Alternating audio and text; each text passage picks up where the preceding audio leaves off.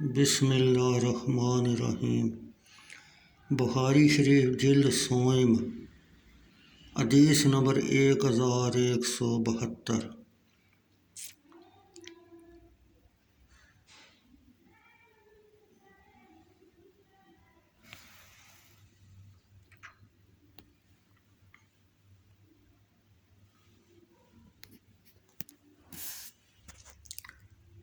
سفیان بن عینیہ نے ابن طاؤس عبداللہ سے، انہوں نے اپنے باپ طاؤس بن کیسان سے، انہوں نے حضرت ابن عباس رضی اللہ تعالیٰ عنہ سے روایت کی۔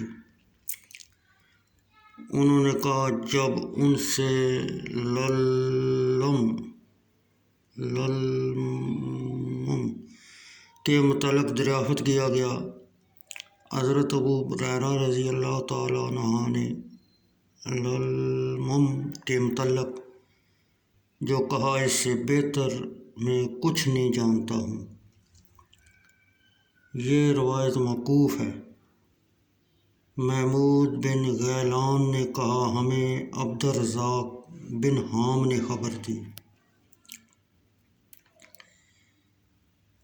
انہوں نے کہا، ہمیں معمر بن راشد نے ابن طاؤس سے، انہوں نے اپنے باپ طاؤس بن کیسان سے، انہوں نے ابن عباس رضی اللہ تعالیٰ عنہ سے خبر دی۔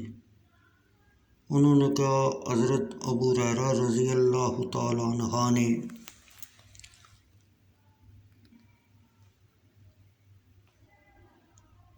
نبی اکرم صلی اللہ علیہ وسلم سے روایت کرتے ہوئے للم کے جو معنی بتائے، میں نے اس کے مشابہ کوئی اور معنی نہیں دیکھا۔ آپ صلی اللہ علیہ وسلم نے فرمایا، اللہ عز و جل نے اولاد آدم پر اس کے زنا کا حصہ جو اس کے مقدر میں ہے لکھ دیا ہے، اور جو اس کے لیے لکھ دیا گیا ہے وہ اسے ضرور پائے گا۔ چنانچہ آنکھ کا زنا شہوت سے دیکھنا ہے، اور زبان کا گناہ بولنا ہے، یعنی بام لذت حاصل کرنے کے لیے ایسی بات کرنا جو اس کے لیے جائز نہیں۔ نفس آرزو کرتا ہے اور خواہش کرتا ہے، اور شرمگاہ ان سب کی تصدیق کرتی ہے